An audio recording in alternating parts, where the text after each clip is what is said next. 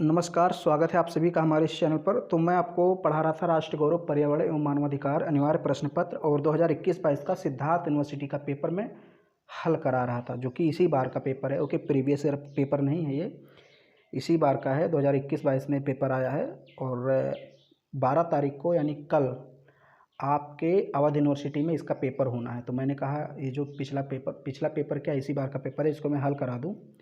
इसी टाइप के प्रश्न आपके यूनिवर्सिटी में भी आएंगे, क्योंकि सिलेबस पैटर्न सब कुछ सेम है। अनिवार्य प्रश्न पत्र रहता है, देना भी अनिवार्य है, पास करना भी अनिवार्य है। तो इसमें टोटल 100 प्रश्न रहते हैं, तो 70 में करा चुका हूँ, यानी फर्स्ट पार्ट में 40, सेकेंड पार्ट में 30 और इस वाले में पार्ट में 30 जो बचे आपके हो जाएंगे। तो यानी आपके टोटल 100 क्वेश्चन हो जाएंगे। मैंने कहा था एक ही दिन में तीनों पार्ट अपलोड करूँगा, क्योंकि टाइम है नहीं, कल आपका पेपर है। तो आज ही ये तीनों पार्ट्स में अपलोड किए दे रहा हूँ, आप लोग देख लीजिएगा। ओके, चलिए जो बचे हैं उसको मैं करा देता हूँ। तो 70 नंबर तक हम लोगों ने कर लिया था। ये 71 नंबर का प्रश्न है, मानव अधिकार की अवधारणा का मूल आधार क्या है? तो मानव, प्रकृति, जल, वायु। तो जो मानव अधिकार है उसकी अवधारणा का मूल आधार है मानव। ओके, ऑप्शन ए सही होगा। फिर यहाँ पर 72 नंबर का क्वेश्चन है, राष्ट्रीय मानवाधिकार आयोग की विशेषता क्या है? स्वतंत्र है, निष्पक्ष है, ए और बी दोनों है, उपयुक्त में से कोई नहीं। तो ए और बी दोनों है, यानी कि मानवाधिकार जो है हमारे देश का राष्ट्रीय मानवाधिकार आयोग यानी एनएचआरसी, मैंने एनएचआरसी पढ़ाया है। ओके, इसी चैनल पे आपको एनएचआरसी मिल जाएगा, तो वो वीडियो ज़रूर देख लीजिए, एनएचआरसी पूरा का पूरा। वहाँ से क्वेश्चन आपके में बहुत ज़्यादा आएंगे। तो निष्पक्ष एवं स्वतंत्र दोनों है। ओके, सी ऑप्शन आपका सही होगा। फिर प्रश्न है, राष्ट्रीय मानवाधिकार आयोग का अध्यक्ष कौन होता है? राष्ट्रपति, मुख्य न्यायाधीश, अवकाश प्राप्त मुख्य न्यायाधीश, उपयुक्त में से कोई नहीं। तो जो अवकाश प्राप्त मुख्य न्यायाधीश होता है सुप्रीम कोर्ट का, यानी सर्वोच्च न्यायालय का अवकाश प्राप्त मुख्य न्यायाधीश, ओके, वही इसका अध्यक्ष होता है। फिर यहाँ पर 74 नंबर का आपका प्रश्न है, मानवाधिकार सभी व्यक्तियों के लिए जरूरी है क्योंकि ये उनकी स्वतंत्रता एवं गरिमा के अनुरूप हैं, इनके नैतिक एवं सामाजिक कल्याण के प्रतिकूल हैं, उनके शारीरिक एवं भौतिक कल्याण के अनुरूप हैं, उपयुक्त में से कोई नहीं। तो यहाँ जो आपका ऑप्शन सही होगा वो होगा पहला, उनकी स्वतंत्रता और गरिमा के अनुरूप है। ओके, ऑप्शन ए सही होगा। फिर 75 नंबर का क्वेश्चन है, निम्नलिखित में से मीथेन का स्रोत क्या है? धान का खेत, कोयले का खनन, गीली भूमि, उपयुक्त में से कोई नहीं। तो देखिए यहाँ पर दो ऑप्शन आपको सही मिलेंगे। देखिए वैसे तीनों सही हैं, यहाँ जो ऑप्शन आपका तीनों है ये भी सही है तीनों, क्योंकि कोयले के खनन से भी मीथेन गैस निकलती है, धान के खेत से भी निकलती है, लेकिन गीली भूमि से ज़्यादा निकलती है। अब देखिए जो धान का खेत होता है वहाँ से मीथेन गैस क्यों निकलती है? क्योंकि धान के खेत में अक्सर पानी भरा रहता है, क्योंकि बारिश के समय में इसकी फसल की जाती है, वर्षा के समय। तो भूमि जो होती है गीली होती है, इसलिए मीथेन गैस निकलती है। तो ये सबसे उपयुक्त होगा, क्योंकि धान का खेत अगर हम कहेंगे तो गीली भूमि छूट जाएगी, लेकिन अगर हम गीली भूमि कहेंगे तो इसमें धान का खेत स्वतः समाहित हो जाता है अपने आप, क्योंकि जहाँ धान का खेत रहता है वहाँ गीली भूमि रहती है। इसका जो सबसे उपयुक्त है, हम मान के चलिए सी है। ओके, 76 नंबर का प्रश्न है, वयम राष्ट्रीय जागृयामा पुरोहिता का उल्लेख किस ग्रंथ में? तो मैंने आपको पढ़ाया है। ओके, ये सारे क्वेश्चन पढ़ाए हुए हैं। यहाँ पर है ऋग्वेद, यजुर्वेद, सामवेद, अथर्ववेद। तो वयम राष्ट्रीय जागृयामा पुरोहिता ये यजुर्वेद से लिया गया है। ओके, इसका उल्लेख यजुर्वेद में है। यजुर्वेद के 9वें अध्याय में, मैंने आपको बताया था 9वां अध्याय का 23वां कंडिका जो है, यजुर्वेद के 9वें अध्याय के 23वें कंडिका में, ओके, इसका वर्णन है। फिर यहाँ है आपका अगला प्रश्न, पतंजलि का संबंध किससे है?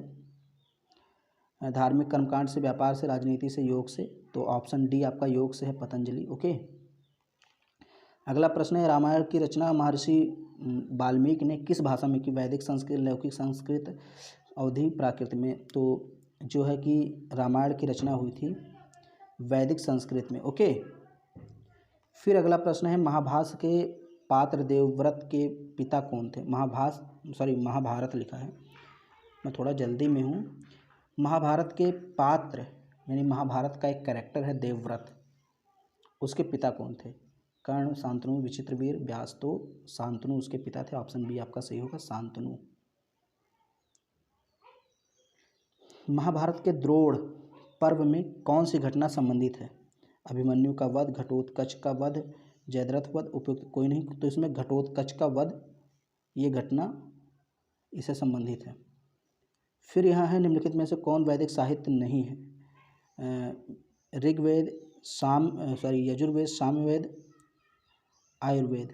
तो देखिए ऋग्वेद, सामवेद, यजुर्वेद, अथर्ववेद ये तो वैदिक साहित्य हैं, लेकिन ये आयुर्वेद नहीं। आयुर्वेद तो दूसरी चीज़ हो गई ना। आयुर्वेद तो ये दवाओं से संबंधित हो गया, ये थोड़ी ना कोई वेद है। आयुर्वेद ये कोई वेद नहीं, वेद तो ये 3 है। एक और है अथर्ववेद, तो वो इसमें दिया ही नहीं। तो ये बी आपका ऑप्शन सही होगा। आयुर्वेद कोई वैदिक साहित्य नहीं है। ओके, आयुर्वेद आयुर्वेद जो आपका ऑप्शन है सही होगा। फिर है धन्वंतरी का संबंध किससे है? नाटक से, चिकित्सा से, तंत्र विद्या से, फिर यहाँ पर है कला से। तो धन्वंतरी का संबंध आपने पढ़ा होगा, चिकित्सा से है। फिर 83 नंबर का प्रश्न है, अयम निजः परोवेति गणना लघु चेत साम उदार चरितनाम तो वसुधैव कुटुंबकम का उल्लेख किसमें मिलता है? ओके, ऋग्वेद में, नाट्यशास्त्र में, महोपनिषद में, वारा पुराण। तो ऑप्शन सी इसका जो उत्तर है सही होगा, महोपनिषद में अयम निजा ये जो भी लिखा है। ओके, पढ़ लीजिएगा इसको। फिर ये 83 नंबर तक आपका प्रश्न हो गया। 84 नंबर का प्रश्न, रामायण के नायक की अवधारणा संबंध में वाल्मीकि ने किससे परामर्श लिया? व्यास से, हनुमान से, सूर्य से, नारद से। तो यहाँ ऑप्शन बी सी आपका सही होगा, सूर्य से। ओके, फिर अगला प्रश्न, संदीपन किसके गुरु थे? कृष्ण के, कर्ण के, अर्जुन के, द्रुपद के। तो ऑप्शन ए आपका सही होगा, कृष्ण के गुरु थे। फिर यहाँ आपका अगला प्रश्न है, श्रीमद् भागवत गीता में कितने अध्याय हैं? मतलब 11, 12, 14, 18। तो आपके ऑप्शन डी यहाँ पर सही होगा, 18 अध्याय हैं। फिर यहाँ आपका अगला प्रश्न है, 4 वेदों का सही क्रम क्या है? मतलब सही क्रम यहाँ कहने का मतलब कि कौन सा वेद पहले लिखा गया, उसके बाद कौन सा लिखा गया, उसके बाद कौन सा लिखा गया, सबसे लास्ट में कौन सा लिखा गया, ये आपसे पूछ रहा है।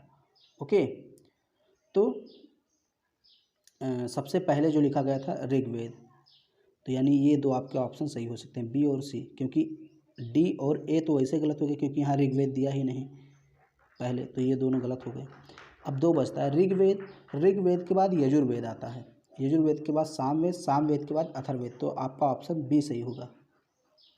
ओके, 87 हो गया। 88 नंबर क्वेश्चन है, ऋग्वेद के रचनाकार?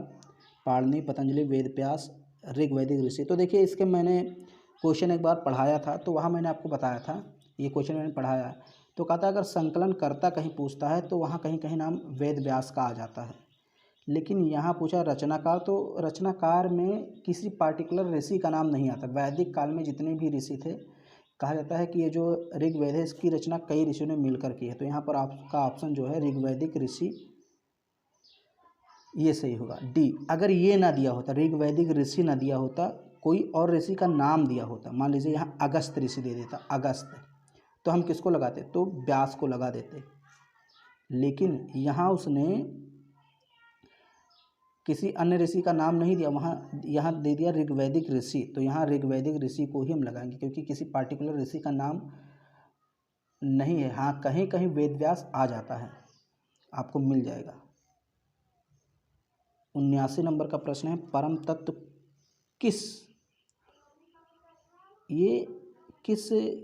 परम तत्व किस कृति में प्रेमका के रूप में है? बीजक, पद्मावत, सूरसागर, रामचरितमानस। तो आपने पढ़ा होगा पद्मावत, मलिक मोहम्मद जायसी। तो इसमें प्रेमका के रूप में परम तत्व का वर्णन किया गया है। फिर है शून्य का आविष्कार निम्नलिखित में से किसने किया था? पिंगल, भास्कराचार्य, आर्यभट्ट, वारामिहिर। तो आर्यभट्ट ने किया था। आलवार भक्तों का संबंध किस प्रदेश से है? तमिलनाडु, गुजरात, कर्नाटक, बंगाल। तो इसका उत्तर आप सभी लोग जानते हैं, कर्नाटक से है। ओके, सॉरी, इसका उत्तर जो कर्नाटक है ये नहीं होगा। ओके, यहाँ तमिलनाडु होगा। मैं थोड़ा कंफ्यूज था, इसलिए मैंने इसको एक बार फिर से देखा। पहले मैंने आपको कर्नाटक बताया, लेकिन मैंने जब इसको सर्च किया तो वहाँ तमिलनाडु बता रहा है। तो इसका ऑप्शन ए हो जाएगा, तमिलनाडु। ओके, कंफ्यूज थे। आलवार भक्तों, आलवार और नयनार आपने नाम सुना होगा।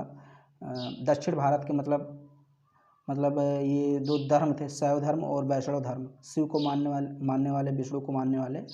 तो शिव को मानने वाले शैव और विष्णु को मानने वाले वैष्णव। ओके, तो ये जो आलवार है ये तमिल प्रदेश यानी तमिलनाडु से है। मतलब उसी के कर्नाटक भी आस ही पास लगता है, लेकिन कर्नाटक थोड़ा महाराष्ट्र के पास आता है, ज़्यादा दक्षिण में तमिलनाडु है, तो इसलिए तमिलनाडु यहाँ पर ऑप्शन सही होगा। फिर यहाँ ललित कला के अंतर्गत नहीं आता, तो ये मैंने आपको एक क्वेश्चन पढ़ाया है, संगीत, वाद्य, नृत्य, चित्रकला, तो इसमें पर्यावरण, ये ललित कला नहीं है। ओके, बाकी ये तीनों आपके ललित कला हैं। देखिए, अगर आपको किसी प्रश्न पर डाउट लगे कि सर गलत बता सकते हैं, ओके, तो हो सकता है कि हाँ मैं थोड़ा कंफ्यूज हो जाऊं या कहीं कहीं गलत बता दूं, गलती सबसे होती, मैंने शुरू में बताया, तो उसको आप ज़रूर नेट पे खोज लीजिए। ओके, ऐसा नहीं कि मैं जैसा बता दूं बस वही एकदम सही है, क्योंकि गलती सबसे होती है, कन्फ्यूजन सभी को होता है। फिर है पंचतंत्र के लेखक कौन है? विष्णु शर्मा, नारायण पंडित, भट्ट, नारायण भारवी, तो यहाँ आपका ऑप्शन ए सही होगा। कुछ ही प्रश्न में होता है कि कन्फ्यूज़न होता है, बाकी सारे प्रश्न आपके सही रहेंगे। विष्णु शर्मा यहाँ सही है। राष्ट्र गौरव का अभिप्राय क्या है? ये मैंने आपको सबसे पहले जब पर्यावरण राष्ट्रीय गौरव पढ़ाना शुरू किया था, तो मैंने आपको सबसे पहले प्रश्न पढ़ाया था। तो इसका जो सही ऑप्शन है, अपने राष्ट्र की उपलब्धियों का ज्ञान होना, ये राष्ट्र गौरव कहलाता है। नहीं, हमें अपने राष्ट्र पर गौरव कब होगा, अभिमान कब होगा? जब हम अपने राष्ट्र की उपलब्धियों को पढ़ेंगे कि हमारे राष्ट्र ने क्या क्या उपलब्धियां हासिल की हैं, क्या क्या योगदान दिया है, तब हमें अपने राष्ट्र पर गर्व होगा, यानी गौरव होगा। फिर है भारतीय सिनेमा का जनक किसे माना गया है? फिर यहाँ है आपका ऑप्शन धीरेन गांगुली, पृथ्वीराज कपूर, दादा साहब फाल्के, सोहराब मोदी, तो आप सभी लोग जानते हैं, जो इसका ऑप्शन सी सही होगा। दादा साहब फाल्के पुरस्कार भी दिया जाता है। ओके, आपके प्रश्न अब मतलब ख़त्म होने वाले हैं। देखिए, यहाँ पर जो आपका अगला प्रश्न है, राष्ट्रीय गीत ए मेरे वतन के लोगों किसने लिखा है? तो इसको मैं सीधे आपको आंसर बताता हूँ, ये कवि प्रदीप ने लिखा। ओके, बाकी आपको गलत आंसर यहाँ पर गाया है लता मंगेशकर ने। ओके, तो यहाँ पर पूछा लिखा किसने, तो कवि प्रदीप ने लिखा है। फिर यहाँ नीति आयोग का अध्यक्ष कौन होता है? तो ऑप्शन है प्रधानमंत्री होता है। सीधे मैं उत्तर बता रहा हूँ। ओके, बाकी अब मैं यहाँ चारों ऑप्शन नहीं बताऊँगा। भारत को इंडिया किसने कहा? तो देखिए, वैसे दो लोगों का नाम आता है, अंग्रेजों का, यूनानियों का, लेकिन यहाँ अंग्रेज नहीं दिए हैं, तो यूनानी आपके सही हो जाएंगे। फिर अगर अंग्रेज दिया रहेगा तो यूनानी नहीं दिया रहेगा। ओके, ध्यान दीजिए कि अगर अंग्रेज दिया रहेगा तो यूनानी नहीं दिया रहेगा। कहीं कहीं ऐसा भी लिखा होता है कि यूनानी जो थे, इन्होंने भारत को इंड कहा और अंग्रेजों ने इंडिया कह दिया। ओके, तो दो का नाम आता है बेसिकली, यूनानियों का, अंग्रेजों का, लेकिन ऑप्शन में एक ही रहेगा। भारत का राष्ट्रीय चिन्ह अशोक स्तंभ कहाँ से लिया गया? बोध गया, पाटलिपुत्र, कौशाम्बी, सारनाथ, तो वाराणसी के सारनाथ से लिया गया है अशोक स्तंभ। फिर यहाँ है जो लास्ट प्रश्न है आपका, खजुराहो का मंदिर किस राज्य में स्थित है? तो ये मध्य प्रदेश में स्थित है। ओके, तो ये आपके 100 क्वेश्चन हो गए। हालांकि 3-4 प्रश्न आपके थोड़े कंफ्यूज कर देने वाले थे, मतलब 2 प्रश्न तो मैं भी कंफ्यूज था बिल्कुल, उसका उत्तर मुझे नहीं मालूम था। एक प्रश्न मैंने आपको दिया है कि उसका उत्तर आप बताइए, और 1-2 प्रश्न और ऐसे थोड़ा कन्फ्यूज़न। तो कुछ प्रश्न होते हैं जिनका उत्तर जल्दी नेट वगैरह पे नहीं मिलता है। बाकी आपका 100 क्वेश्चन हो गया, मतलब 95 प्रश्न तो आपके एकदम करेक्ट ही रहेंगे। ओके, उसमें कोई डाउट नहीं है। बाकी अगर किसी प्रश्न पर आपका डाउट हो तो प्लीज़ आपसे मैं गुजारिश करूँगा कि आप नेट पे ज़रूर सर्च कीजिए, और अगर वीडियो पसंद आए तो इसको लाइक कर दीजिए, शेयर कर दीजिए। चैनल पे पहली बार आए हैं तो चैनल को सब्सक्राइब कर लीजिए, क्योंकि ये नया चैनल है और अभी इस पर सब्सक्राइबर बहुत ज़्यादा कम है, तो जल्दी से इसको सपोर्ट कीजिए ताकि सब्सक्राइबर बढ़े।